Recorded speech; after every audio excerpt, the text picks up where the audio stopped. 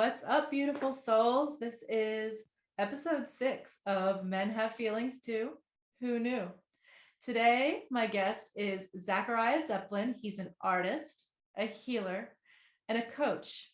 He loves to guide his clients from trauma to stepping into their divine power through different spiritual practices like meditation, breathwork, and plant medicine, and whatever might be true for them.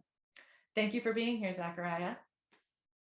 Thank you for having me. It's a pleasure. Yes. So, what led you into this journey of healing and truth? Well, as a lot of us, when I was younger, I was engulfed in a lot of trauma. I mean, as a child, I didn't think that I received the love that I needed. So I attached to external toxic things like substances and, just, toxic friends and everything else. And until I had a near-death experience and a Kundalini awakening, and I've been on this path ever since. And that was about 2.5 years ago that happened.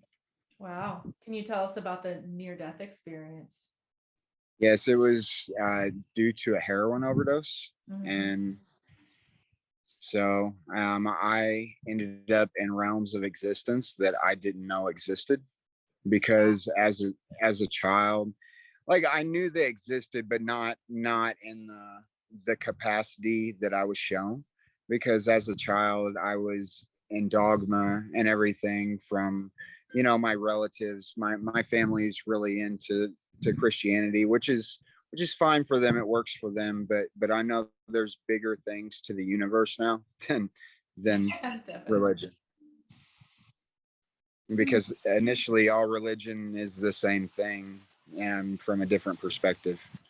Yes, and some religion is can be used to control us. And what I've felt into when it comes to organized religion is just it templates so much shame on us. Shame about our bodies, shame about our sexuality, shame about what we believe in, and that we're needing a middleman or to go to a specific place to connect to the divine, when it's all within us all already. Right. Anyway, and it's just creating, it's a very external practice, and not all religions. I'm mainly speaking on Christianity. Right, absolutely. And because it's just creating more division, more separation, instead of going back and embodying the divine presence that we have inside of all of us. Yeah, it is. And there's so many ways to practice that, Yes. just within your own life. And I think that there are some beautiful teachings in Christianity, of course, but it has been, I think it's definitely been taken over by the patriarchy. And hijacked. Yes, absolutely. It's definitely been hijacked. If Jesus came down, he would be like, "Oh no, this is not." Yeah, this is not what's happening here. Yeah. What I resonate with is I like to do goddess practices, where I do like embodiment practices with like different goddesses, and just like feeling into their energy and building relationships with them. And those same practices through sacred sexuality is what I found to be the most potent and powerful. I do similar to that with dancing. Like, I'll embody like different energies through dancing and through singing. It's like I'm taking in the energies and like unlocking myself to be able to dance like I've never danced, sing like I've never been able to sing before. It's really beautiful to what that I'm been able to tap into lately. That's wonderful. Yeah, dancing is my favorite. Dancing and singing. Yes. I just started singing this song to my inner child, and it's so powerful. I like every morning I go to my altar and sing this like really beautiful song to my only child, or my inner child. That's so beautiful, because I mean, our inner childs, they just want to feel safe, and they've been in trauma for most of their life. So like until we like, make them feel safe and drain that trauma out of our nervous system, it's like stuck in a loop pattern. Oh, it's all about healing the nervous system and Yes. yeah, holding your inner child so no one else has to. Yeah. Knowing that you're perfect, whole, and complete already, and everything is inside of you, and you're just, you know, um, you're able to share that light with others, but it can't be completely balanced until you realize that inside yourself. Yeah. And allowing those emotions that don't necessarily feel that great, spaciousness to be, I think, is really important. Absolutely. Because like when them emotions come up, like our nervous system wants to be distracted by something in the external world, and it's like a consumer inside of our aura. And when we hold space for them emotions and just feel into the event, and feel the emotion and see it and rewrite the story, we're able to say, hey, well, I don't want to see this in my reality no more. So we're getting over that lesson, and we're able to bring in higher level or higher vibratory level experiences into our reality when we're doing that each and every time. Yeah. Like what patterns need to be interrupted to transcend that? Absolutely. And with me, what I've noticed is just all about like self inquiry, knowing where I'm showing up, knowing where I'm falling short, and trying um to make a better choice the next time, and just continuing to expand myself and the realms of my awareness and my spiritual practice and connection, and just spreading more love into the world. Oh yeah. How long did you struggle with heroin addiction? I was on heroin for probably like 6 years, and it became where it just was something that I was just in a very dark place. I didn't care if I lived or died at that point. Yeah. And and it got to be where it wasn't like I was getting high of it anymore. It was just like I was maintaining, and with that maintaining, I had withdrawal and everything else, and it was just a toxic pattern for No. such a long time. And then after my awakening, it was like I raised my frequency to where I didn't even get sick from it anymore, and it was just like it's out of my life, and I didn't even know what I was going through at that time. Yeah. I did heroin for like 17 years on and off. I Wow. actually died at one point as well. I just I didn't have an experience. It was just like all black, and I woke up in the back of an ambulance, Right. like, Right. but yeah, that moment didn't even wake me up. I didn't wake up until probably like 8 years later, 7 years later Well, after. see, with mine, like it was like the awareness started to come in, but like I was like, well, Yeah. oh, what's that? And got curious and everything else. And then, subconsciously, I started detaching from my job, detaching from my relationship, and everything that really I'm looking at that was not serving my purpose. And once I started to do that, that's when I had a Kundalini awakening in the middle of Indiana, Tell me and about I'm your I'm Kundalini seeing awakening. do what? Tell me about your Kundalini awakening experience. Well, for like 3 days, like I said, I was in the middle of a city with like heightened senses where I could hear down the road. It felt like, and I could feel the heartbeat of the earth, and I was connected to plants, and um, it it was very blissful, but also very traumatizing, because you don't want to have that in the middle of the city. Yeah. being inside the matrix grid and everything else, and activating that. No. I prefer to be in nature for that. Yeah, it can be hard. I remember I didn't have like one like huge Kundalini awakening. They were just kind of like in little spurts, but Right. recently I had one. It was like the beginning of the year, and it was just so much heat going up my spine. It was freaking intense. And you know, working through that, even in the environment that I was working in. I work at a spa. A massage therapist and Reiki practitioner for a couple days a week. So it was really difficult to even work there in a completely Zen environment. So I can't imagine like being in the middle of the city. Right. Yeah. I'm still like, that was like 2 years ago, and I'm still processing everything from that. And I still continue to have like micro activations where I have like the heat raise up to my head and I almost lose consciousness for a little bit. But I also do a lot of breath work and meditation too. So that could be helping activate that. Yeah. What kind of breath work do you like to do? I just mainly do like Wim Hof breath work Yeah. to reset the autonomic nervous system and to be able to come back into myself.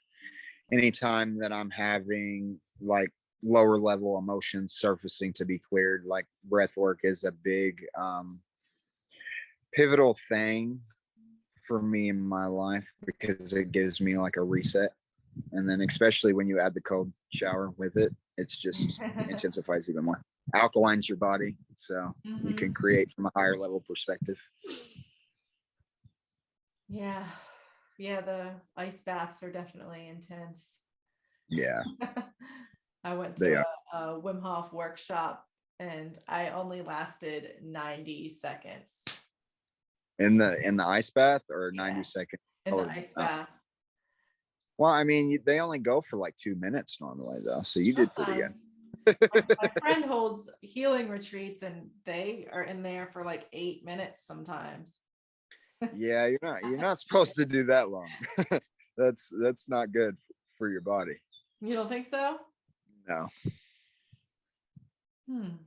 But I mean, that's my perspective on it, though.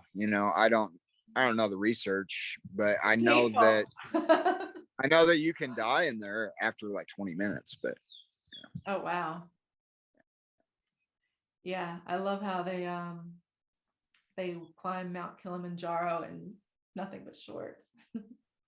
Yeah, but they're definitely changing brainwave states to be able to do that, I believe, because like the Buddhist monks will go on top of mountains in Tibet and meditate in the snow and melt the snow around them.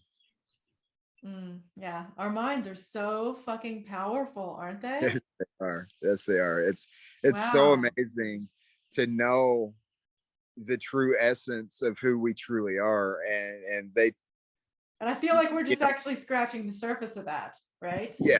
And we go deeper and deeper and deeper into that essence and into the knowing of, because when you have your awakening, it's like you don't know who you truly are. All of a sudden, it's kind of like something you really just continue to go into throughout your whole life. And it happens in waves, like words can't really explain it, but the feeling can. You know what I mean? Yeah, there really are very little words to explain that. So well, the English language is spells anyway, Yeah, words are very powerful. Yes, they are, because they carry that resonance, and we speak into existence our reality through the throat chakra. So when we speak that resonance, it can be either gravitated towards positive polarity or negative polarity. We're always either consciously or unconsciously creating reality at all times. Yes, I used to be a very good unconscious creator of reality. And me too. I'm trying to move into that conscious. When I realized that I could consciously I think I'm do doing it. pretty good. It's funny because like the unconscious, like when you're unconsciously creating reality, your manifestation skills are like so fucking good, right? And then when you're like consciously trying to do it, you can tend to create some blocks around it because you're focusing on consciously manifesting. So I think that's like a process of learning to unlearn the unconscious manifestation, and then learning to just kind of surrender into the conscious meditation or manifestation without trying to control it too much. That is the teaching for me this year. That's been my One of teaching. many. That's been a big one for me too, because when I left Arizona, I almost went back home because it was getting stuck in the fear mindset, and just things weren't working out. My money was low, and I was like, I'm just gonna jump off this cliff into the unknown and get a plane ticket to Hawaii with $200 and see what happens. Oh, that's great. I love it. Yeah. There's this mantra that I've been doing. I don't know if you're familiar with it, the Bota Karam. I don't think so. What's it mean? I'll have to send it to you. It's a manifestation to manifest money, and it basically means that the great giver, the universe, wants to give to you. There's no limitations to his giving. Right. And so it the video I'll send you breaks it down in English. That way it's long. It's like 2 minutes long, and you have to recite it 11 times every day. First for 40 days, and then you can keep going for 90 days, and it's pretty much like almost guaranteed that it will. So I'll let you know how it works. Yeah, absolutely. I would love to try that. But something with you mentioning money, something popped in my head, was something that like I've been working on, consciously, is that money breathes, like the implosion and the explosion of existence. So when we attach to it, we create resistance, and we close ourselves off to receive what we're supposed to be receiving, because it's all around us already. It's an energy exchange, and it's already here. We just have to tap into it. Yeah, and it's an amplifier of who we truly are too. We have so many stories around money. I was talking to my dad the other day, and I was telling him about like how I'm releasing these stories around money, and he's like just trying to give me more of his stories, and I'm like, right. Yeah, I do that with my parents too, and it's like, why are you trying to bring me back in this loop? Yeah. He's like, yeah, well, money isn't anything anyway. They just take it from you. I'm like, see what I mean? I'm like, that's your story. So that's what shows up in he doesn't get it. I mean, right. He's a mechanic, I don't think he's meant to awaken in this lifetime. Yeah. My father, I adore him, but no. So we accept these limiting beliefs as truth. There's so many limiting beliefs that we just kind of never question and accept them as truth. Exactly. Yeah. And it's like we have to rewrite them stories to be able to experience other realities. And because when they're all projections, it's not truth. That our truth is the light. And when we're aligned with the light and our purpose through the light, we are able to manifest the life we truly dream, that we always wanted to create. Sometimes it's not always what you want either. It's what you need. Yeah. Oh. Yeah, sometimes it's like, I don't know.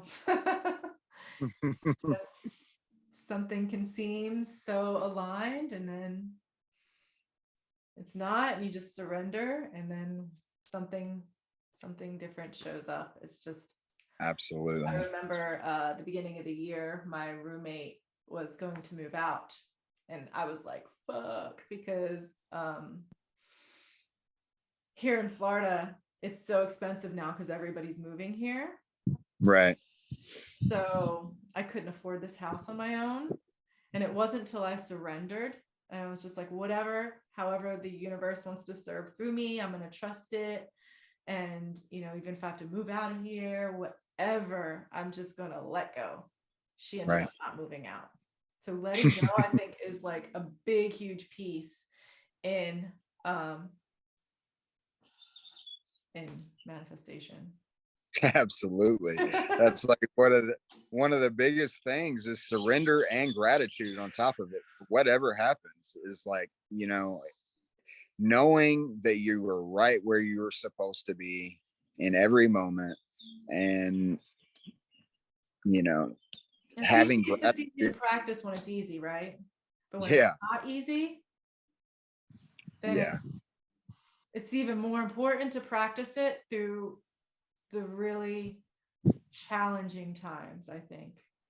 What I've noticed with myself is like, you know, most of the time I'll stay in higher levels of awareness, but you know, sometimes someone can trigger me and it will bring me down and like lock me into lower levels of consciousness. And I have to go like reset, meditate and do yoga. And that pretty well brings me back into coherence to be able to do the things that I need to do and show up in the world like I need to show up. Yeah, I was just talking about those lower realms the other day, actually, on a comment when I posted about the podcast that we were doing, that the lower realms are kind of like, you know, fear, loss, pain, all of that. And Guilt, pain. before we went to the higher realms and awakening and saw like expanded consciousness, these lower realms would restrain us. Right. We're still human. So now we go into these lower realms and they become our teacher and they initiate us into the higher realms, And right? we So were, the triggers and yeah, the fears teach us now instead of hold us down. Because I absolutely. mean, the triggers are still going to be there. The fears are still going to be there. Everything is still going to be there. There's no fucking escaping it. It's just knowing what to do when they show up and having the awareness on how to get out of them realms and Yeah. to transmute that energy into light, Or because what? Or we yeah. we need that darkness to power the vessel and to shine the light through the darkness. Yeah, and there's gifts in all of it. I mean, literally, Absolutely. I'm at the point in my life where I'm even grateful for the all the traumas that I went through, even like as a child. And I Yeah. mean, I'm finally at a point in my life where I don't need to totally understand exactly why, you know. Because it without the traumas, without the things that we went through, we wouldn't be the people we are Right. today. And to know our path wholeheartedly, and you know, yeah, I feel the exact same way. Like I have gratitude now for my traumas and For everything. and my addictions and everything else that I had to walk through life blindly with. And you know, and if yeah, so much gratitude for that. Yeah, there was some really good lessons in there, right? Yes, absolutely. Everything is a lesson. And now, like, I will do introspection on my life and I see where the lesson is now. And because when you can look back at it from higher level perspective, you can see the synchronicities throughout your entire life trying to get your attention. You're like, oh, nope, nope. I'm ignoring that. Nope. Oh, what happens when so when we ignore signs because we think that, like, um I used to always ignore my intuition. Now I can't. It's so strong. Yeah. I can't ignore it. But you know, I used to ignore it because it wasn't in alignment with what I wanted. Like, for example, like I was in relationship for like 3 years with someone that I knew it wasn't true, but I didn't want to make the change. So I just, you know, stayed until I finally couldn't ignore it anymore. But oftentimes we do ignore our intuition and it's at our own detriment, like almost every time. Yes, absolutely. I was the same way. Like I was in a 6-year relationship and continued to go back and it was a very toxic dynamic. Mm. And you know what, there was, mental and physical altercations where hands were put on me and everything else, which, I probably deserved it at the time, but still, don't want to Yeah. go around putting your hands on people. So Yeah, and it becomes kind of like, I don't want to say normal because it's not normal, but it's, you just get used to it kind of, right? yeah, and with that, like with almost my energy being vamped constantly, Mm. it's like I get stuck in people pleasing or in, unworthiness. And when I was in dynamics like that, so I stayed in relationships that weren't serving me, and I stayed in my comfort zone, and all these things that just were not serving my highest perspective. Serving truth. Like now, like I am just so devoted to truth. Yes, absolutely. And knowing that and feeling it and just always seeking it and seeing it. Because when we ignore our intuition, we totally choose to stay blind to truth. Yes. And when we are living our truth and being the embodiment of truth, then we magnetize people in our reality too that are about that vibration, because I Yeah. mean, everything is vibration and we're all mirrors for each other. Yeah. So what would you say now is a challenging aspect of your life? Something that Challenging. you're still working into, like a part of your life. Would it be like Well, career, I money, have, relationship? well, I mean, I have financial, blocks that I'm trying to transcend. Mm-hmm. Well, I am transcending. Sorry, words are powerful. They are. And also like, um just like unworthiness blocks at times. But that's usually just like manifesting in myself when like I haven't, you know, done what I needed to do for the day or something. So when I'm not showing up for myself completely, then how can I show up for the world completely? Yeah. So, and it creates blocks inside of me, and it's just constant, constant processing. These past 2 months have been so magical and so, transformative. But around the money block, it was funny. Like, I'm being shown by the island that I don't really need it here. It's like Yeah. anything that I think I need, and I consciously think about it, it shows up in my reality. Mm. Yeah, sometimes money is not the only way to abundance. I've never been to No. Hawaii. I heard Hawaii has such a beautiful feminine energy. Yes, it's so beautiful. So much creative energy, so much healing being done here. Um, the way I look at the Big Island is like kind of like kindergarten for a, for like building like a spiritual business, and grounding in your energy, and coming, in coherence with your creative energy, and putting in the affirmative action to begin to live the way that you want to live. Yeah. Let's talk about plant medicine. Absolutely. Cool. So, what plant medicines have you done? I have done mushrooms, I've done DMT, I've done Wachuma.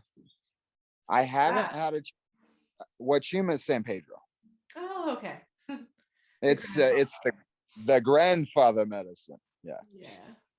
Um, I haven't had a chance to do ayahuasca yet, but I plan on sitting in with some shamans, Mm. here very soon. I actually have ayahuasca growing on my property, but I just haven't.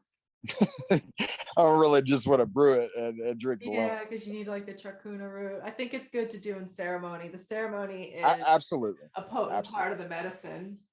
Yes. And having the music that guides you through the ceremony. And, you know, I actually hold ceremony. I've done it 3 times now for mushrooms, where, you know, we do like sound healing and like the Icaros, and then I will lead people into their traumas and relieve their traumas.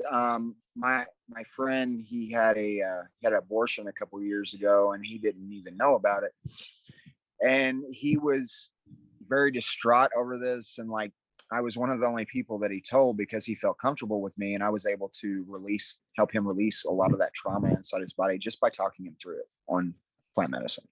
Yeah, those medicines are so powerful. I was just talking to my stepmother today about plant medicines, because she's been having migraines for like Right. really long time, and they have her on like antidepressants and anti-anxiety medication, and she's asking me about weed gummies, and she's like, I don't want to tell anybody that I'm doing it. I'm like, well, Sounds like my mom. this is an illusion. So what has Right. happened is that they, whoever the fuck they are, let's just say I don't know, I don't want to keep saying the patriarchy, but the people that are in control now The colonists.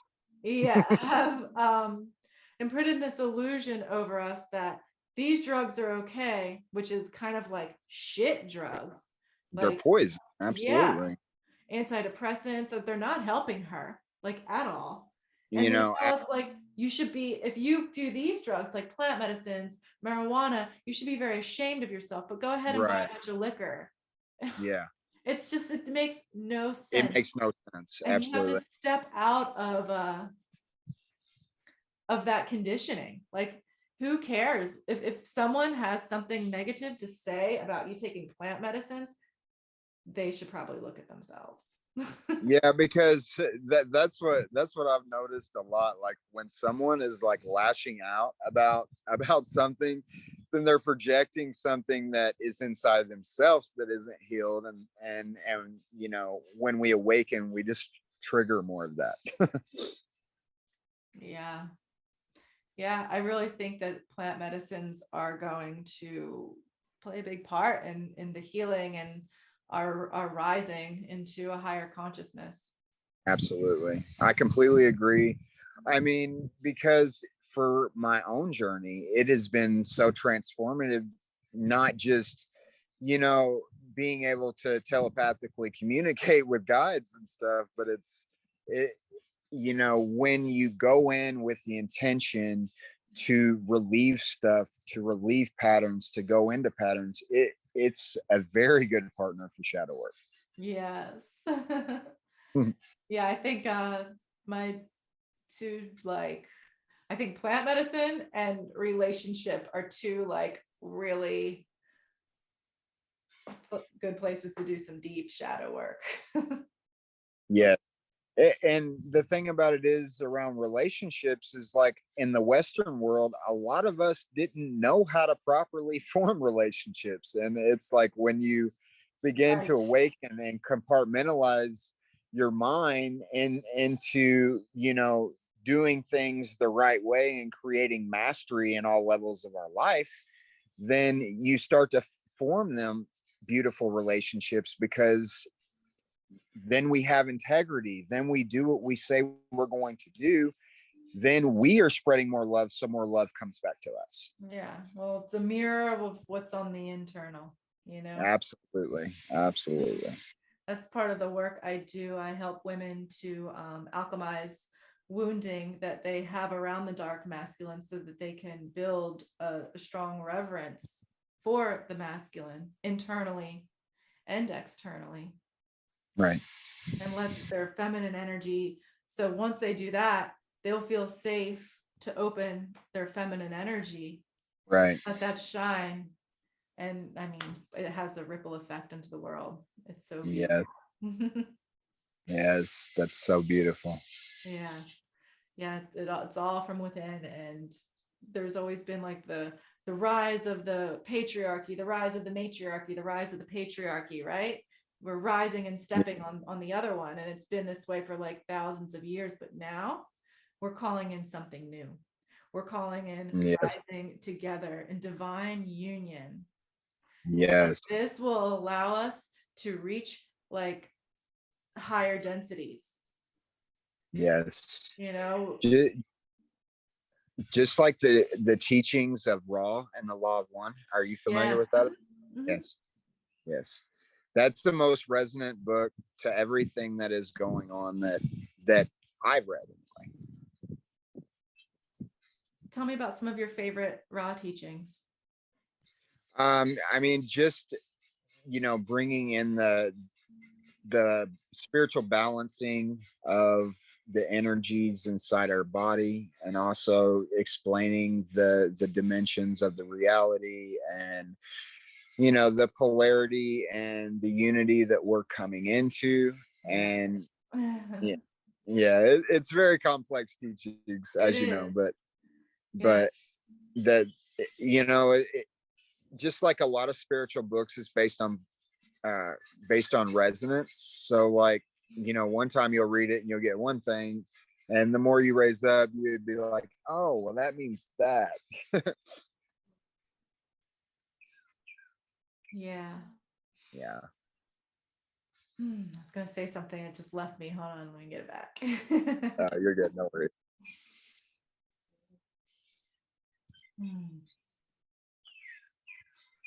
Yeah. I just, right before we got on this podcast, I just had like a really intense experience. So I'm a little off, but we were talking about, yeah, I guess it'll come back if it's important.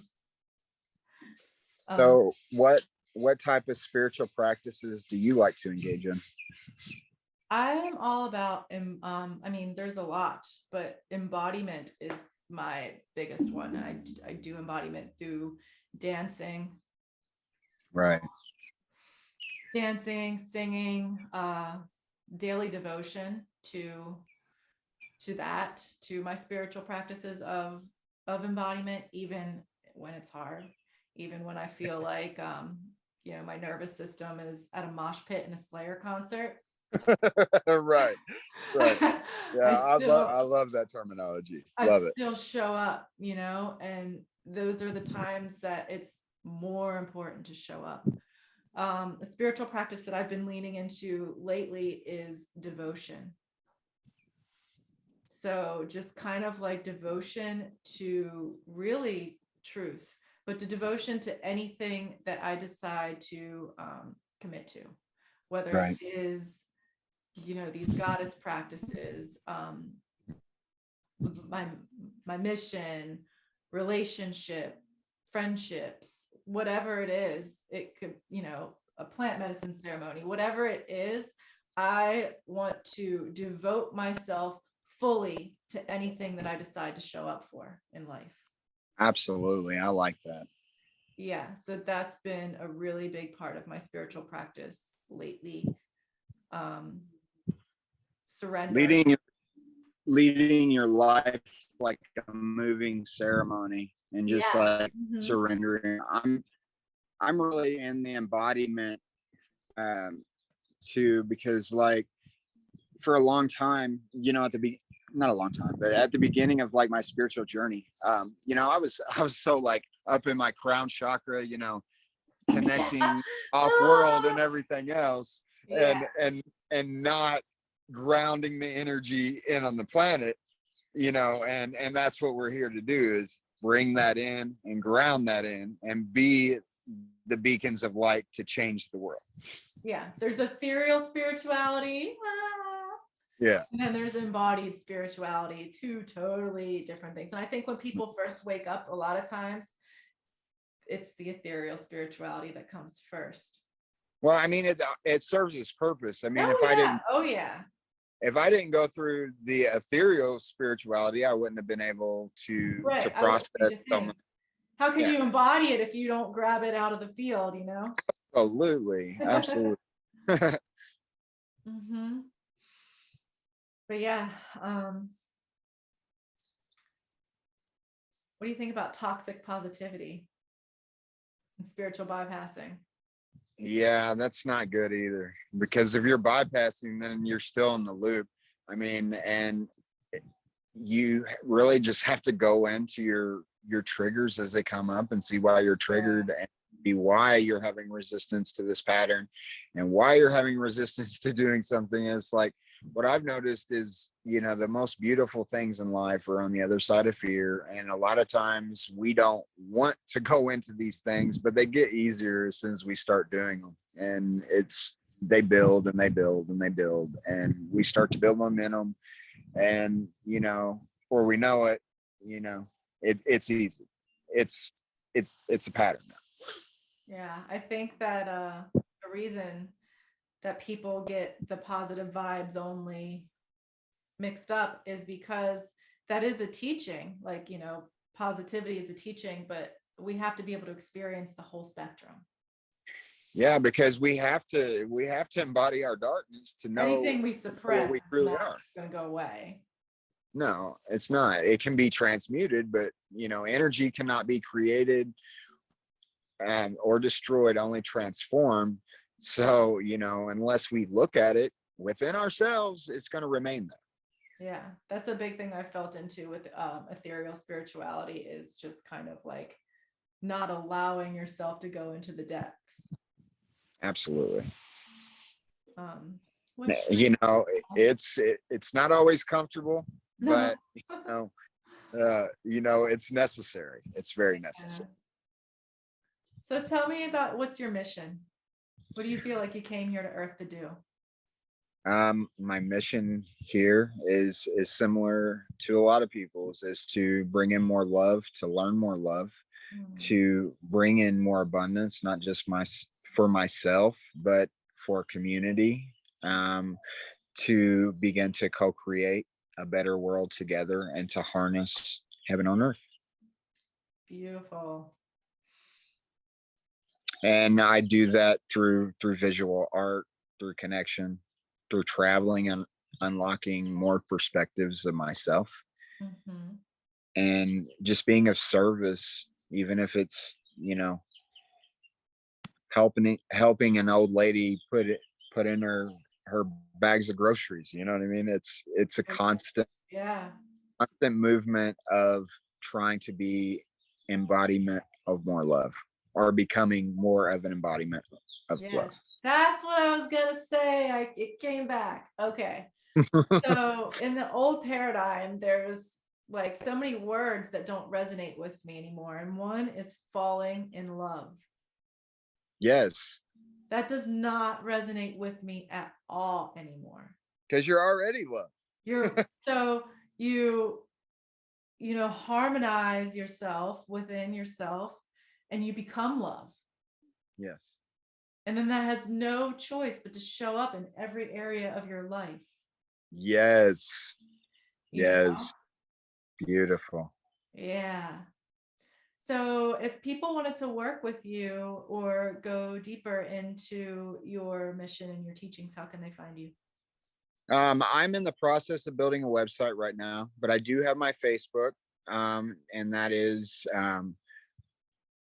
under Zachariah Raw from Earth. Okay. And Insta, right? That's Insta, Facebook, and YouTube.